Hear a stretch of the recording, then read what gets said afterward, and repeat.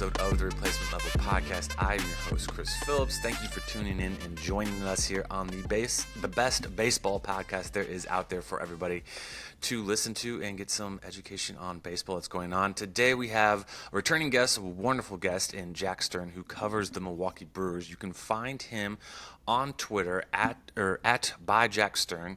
He, like I said, covers the Brewers. You can also find his work at Brew Ball and then also at The Score WI as well. So, Jack, welcome back. Yeah, thanks for having me again. Awesome. So I'm sure it's been a busy few weeks here, maybe even a month now. You've had playoff baseball that ended probably prematurely for most Brewers fans, but then you also have a new managerial come in place because, in my opinion, a little bit of a surprise that Craig Counsell left and went to division rival. But before we get into all of that, let's kind of first start with the Brewers and their playoff experience this season. What were your thoughts on it? It was very disappointing. I think there's really no way around that. The Brewers were heavy favorites in that series against the Diamondbacks, and they were in a good position too. Even after they lost Brandon Woodruff at the start of the playoffs, they still had Corbin Burnes and Freddie Peralta going in those first two games, and in both games they had a lead. They let it slip away, and kind of their MO as a team had been once they have the lead, they don't give it up because they do so well at run prevention. Corbin Burnes just did not do his job in game one, got staked to a lead, gave it away. Freddie Peralta largely pitched pretty well in game two, I thought, but things kind of started to slip away late a little bit for him in that outing. So you just add those factors in. The Brewers just could not get the extra base hit after that to really mount a rally and come back. Just a very disappointing series all around. You mentioned about the Woodruff injury. Do you think that might have been something that kind of distracted or took away from the team's focus? You know, it happened right before the playoffs started and everyone was kind of geared up for it. Or do you think that's just something that maybe a fan wants to make up and create? It's hard to say for sure unless you're around these guys in the clubhouse, but I do think it's possible when you lose such a big piece like that. It is going to be a hit in the clubhouse, and I'm sure most of these guys would tell you that that's not a factor and they just got to go out there and do their jobs better than they did, which is part of it. Those guys just didn't play as well as they needed to in that series. But it is tough to lose a guy like that going into the playoffs. It is a big hit to morale. So I think it is possible that it played a role, and maybe your head's just not quite in the right place going into that series. I don't think it's an excuse, but I think it is something that factors into the equation a little bit. Okay. I mean, it makes sense. Like, we're all human, so we can't help it. Like, hear some news like that and kind of be affected by it in some way, somehow. The Brewers, obviously, there were weaknesses for for the team this year going into the playoffs. But with the way that they lost, and like you detailed earlier, was there any new weakness that was exposed that you're kind of like, wow, I didn't see that as being something that was a killer or anything like that was a problem? Or was it simply how they lost was kind of how we've seen them lose a lot of times throughout the season? Yeah, I think the way that they lost in that series, at least in a couple respects, was in line with some of the concerns I had about them going into the playoffs, and this was stuff that I wrote about and covered throughout the season. The two concerns really were, one, Corbin Burnes, and two, just a lack of power in that lineup. And I think those are two very, very big factors in dropping that wild card series to Arizona because, again, Burnes is a guy who has amazing stuff near the top of baseball in terms of raw stuff.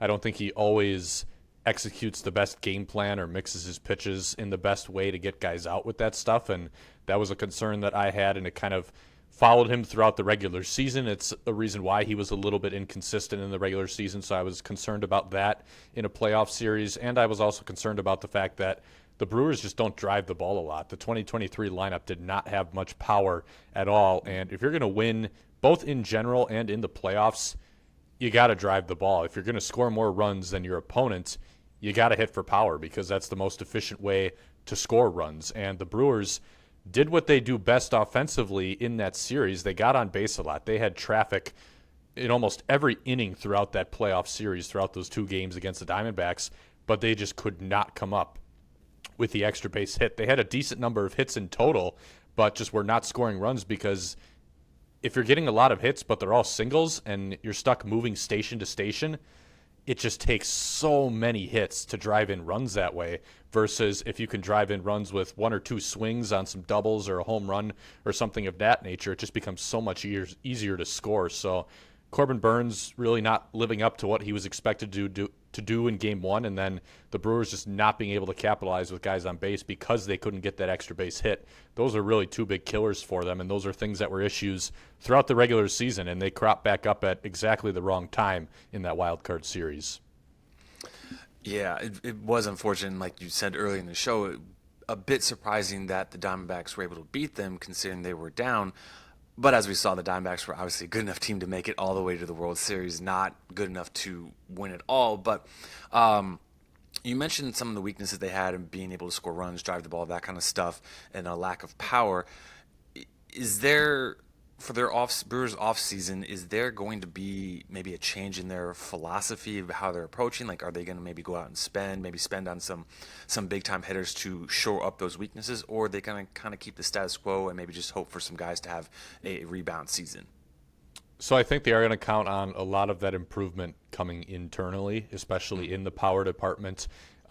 It was not by design to have a lineup this past season that lacked power. They had guys in that lineup like Rowdy Tellez, Jesse Winker, who were supposed to be two big left-handed sluggers who probably ideally would have both hit over 20 home runs each. So that's a significant source of power.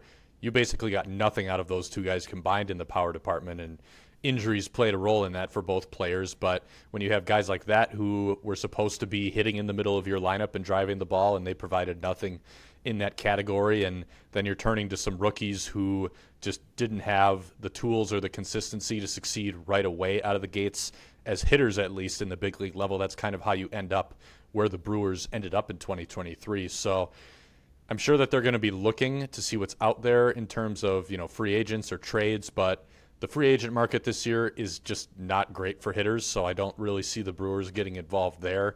I think if they are going to improve, a lot of it is going to have to come internally, and they're going to have to hope that some of these young guys continue to take steps forward and really serve as key cogs in the lineup moving forward.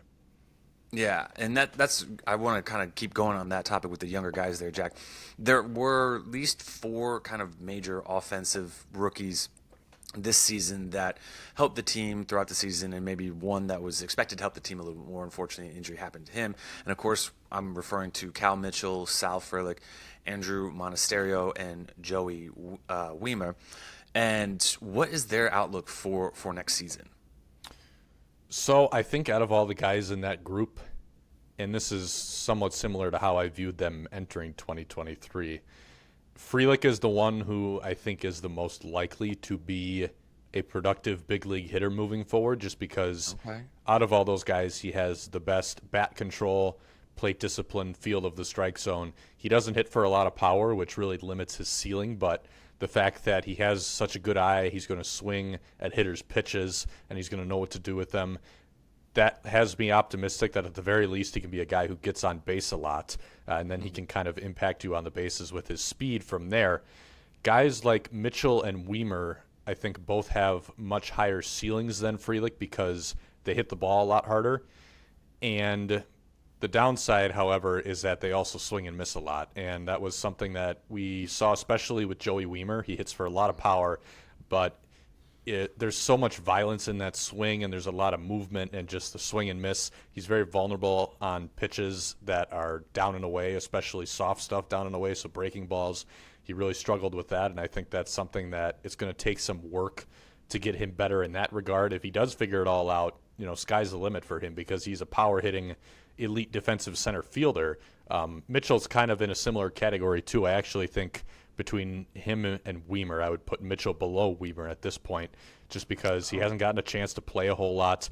And just his profile as well. He's a guy who, again, strikes out a lot, hits the ball on the ground a lot too, which is also something that you really don't want. That's not a good combination for a hitter. So out of the guys in that group, and Monasterio is in that group as well, maybe not as expected as some of those other guys were in terms of the role he played on the team last year. I think he's a capable utility guy, a capable bench player. He has decent plate discipline, but again, just doesn't drive the ball a whole lot. But he can be a guy who can stick on the bench in the big leagues. So Again, out of all those guys, I think Frelick is the most likely one to produce moving forward. If we're going to take the more sky's the limit approach, then Weimer is probably the one who has the greatest potential to be a superstar if he figures it out. I just don't know if that's going to happen.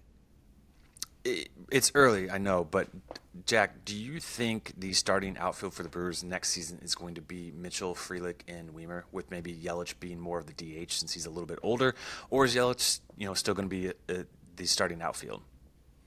I think that Yelich is still going to be in the mix in the outfield. The Brewers like to maintain as much positional flexibility as they can when they build their rosters, so they generally don't gravitate toward guys who are just going to be a strict DH, especially in Yelich's case where he's not a great outfielder, but he can still hold his own in left field, especially range-wise. The arm is a bit of a concern, but in terms of just being able to run down fly balls, he's still passable at that, so that's not a concern there. I'm sure he'll get a decent amount of time at DH to make sure that he's not dealing with any, flare-ups to his back. That's something that's bothered him a little bit the past few years. So it'll probably be a little bit of a rotation in that regard. If I had to guess from there, I think Frelick's going to be a big part of it. I could see Weimer still being in that mix, especially as like a platoon option for Frelick because Frelick's left-handed and Weimer hits right-handed. But I wouldn't be surprised if the Brewers consider making a trade from this group of outfielders that they have. And my guess is it's either going to be Garrett Mitchell or Joey Weimer. I think that those are guys who still have enough potential that other teams could have interest, and the Brewers could use that as an opportunity to get better in some other respects and potentially line up for a deal that just kind of benefits both clubs involved. So I think the Brewers are going to have some of their young outfielders on the trade market, and we'll see if any other team bites. But it wouldn't surprise me if that group loses one or maybe two outfielders from that young group. But I do think Frelick is still going to be around. I still think there's going to be playing time for Yelich in left field as well. Interesting. That definitely something to watch as we move forward in this offseason. I want to circle back real quick on those four guys I mentioned in Mitchell, Frelick, Monasterio, and Weimer. I think you kind of mentioned it, but I want to just, either make sure or see if there's maybe somebody else. But of those four, who do you think is most likely to be on the opening day roster and being a starter for the Brewers in 2024? I would have to say Frelick. I think he's got the inside track right now to a starting job in center field. That was really how the Brewers started using him down the stretch last year, and I think he showed them enough that they're going to be comfortable handing the keys to him on opening day 2024 in center field. Awesome. All right, so we're going to get to the big news now, and obviously that is about the Brewers' new manager. And but first, I want to back up before we get to that. Craig Counsell left, and for me, like I said earlier, it was a bit of a surprise that he left and went to the Cubs of all teams. Share your thoughts on that whole situation. I know you had said that Counsell probably wanted to get paid. He would get paid sometime, but you were still also thinking that he would be back with Milwaukee. Obviously, that didn't happen. So just kind of share everything on that subject real fast. So I was surprised, first of all, when I heard that Counsell was not going to be staying in Milwaukee. I knew there was a possibility, but I just always felt that the ties that he had here, the relationship that he had with this organization, with the front office, with the city, meant that he was going to hit the open market just kind of as a posturing move to try to, raise the price up a little bit, because he did deserve the big raise that he got. He is, in my mind, the best manager in baseball, certainly in the top three for sure, and that's a pretty widely held opinion of Counsell. So he deserved that raise, and I just assumed that, after maybe going through negotiations with some other teams and coming back to the Brewers to talk it over, the Brewers would eventually give him that big raise. Everybody's happy, and he stays in Milwaukee for the foreseeable future. When I found out that, first of all, that he was not going to be returning and going to a different team, I was surprised. When I found out it was going to be the Cubs, I can honestly say that was the single most shocking piece of news I can ever remember learning of in the time that I have followed and covered this team. It was a big deal, and nobody saw it coming. It seemed like everybody found out about it on the same day, fans and the Brewers. Like, everyone found out within a few hours of each other There were no whispers that this is something that could happen, and credit the Cubs for really keeping it airtight until it became official, basically. But it was shocking, and I think it just kind of left everyone in the state of Wisconsin just in this state of wow and what now? It just kind of created a little bit of a frenzy here in the sports scene. Was I'm gonna guess there's probably a lot of anger towards counsel and the fact that not that he left, but the fact that you're going to the Cubs and you're gonna face them a bunch this season. So like, yeah, it's like you're breaking up, but you see that person all the time, like you're stuck with them. So like, I'm sure there was some anger from fans about you're leaving us, but you're kind of just sticking around to just drive the needle in a little bit deeper and twist it a little bit harder and on us and everything. Yeah, it's from my perspective, the way that I look at it, I can understand why he went to Chicago because not only did he get a record contract for an MLB manager, he gets to stay in the Midwest. His family lives in Whitefish Bay. He's got two sons that are playing college ball for Minnesota and Michigan. He's got two daughters who are still in high school in Whitefish Bay in Wisconsin.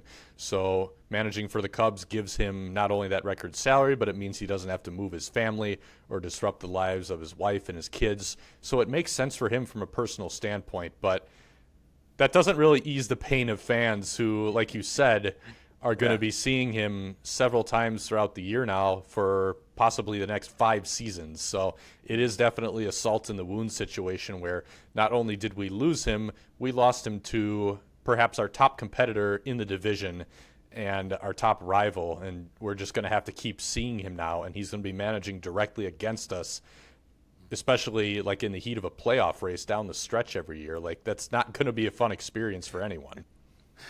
Yeah, I can only imagine. And speaking of imagining, his first trip back to Milwaukee, what do you think the response to him is going to be? Do you think it's going to be a lot of cheers and like, yeah, we still love you, even though you're, now the bad guy? Or do you think it's going to be on more of like the booing side of like, hey, you left us, and not did you just leave us, but you left us for a division rival, and like, you're kind of dead to us, kind of a feeling. It's not going to be pretty. This Okay.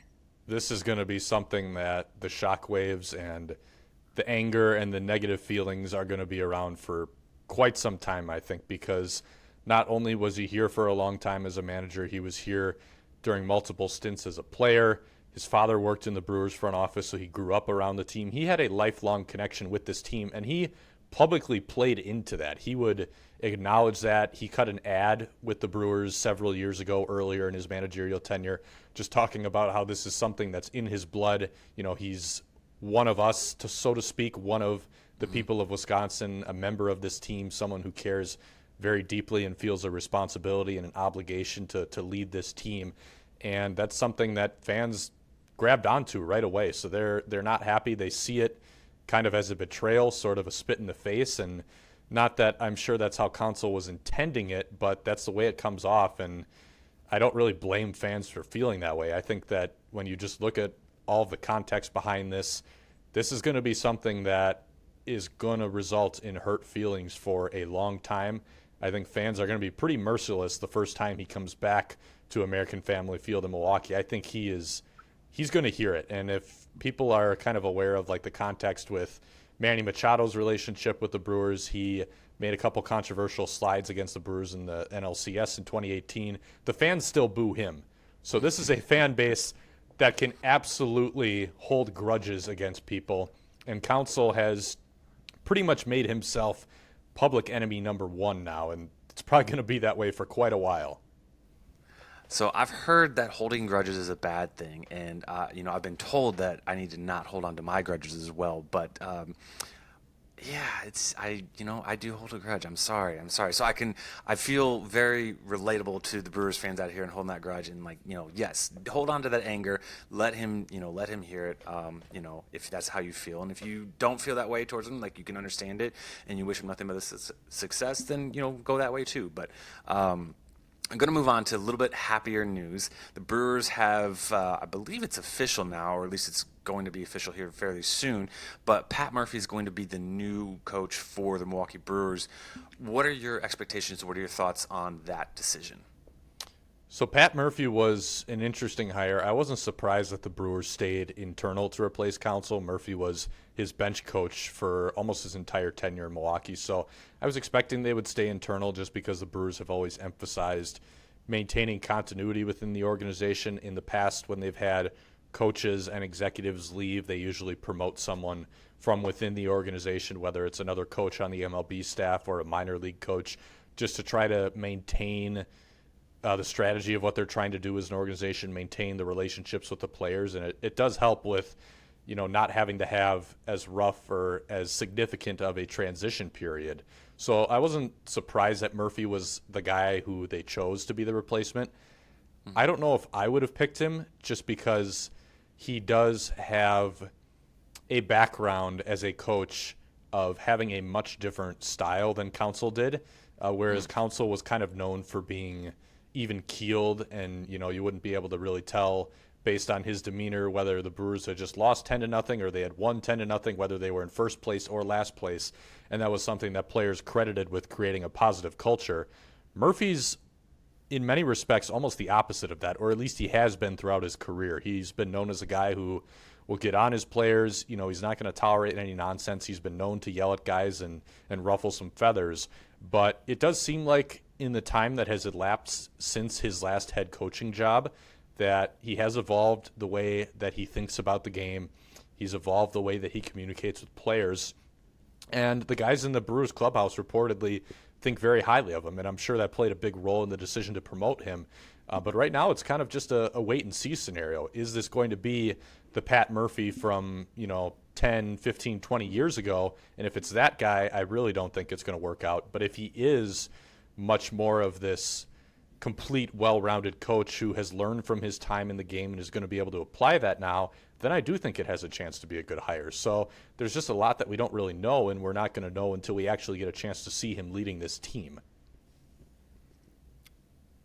So obviously new coaches come in and there are going to be changes. Do you expect there to be any changes on his coaching staff, or do you think he's going to kind of keep a lot of the guys that Counsell already have because there'll be that continuity and he's already worked with them, so he kind of knows whether, already if they like him or not?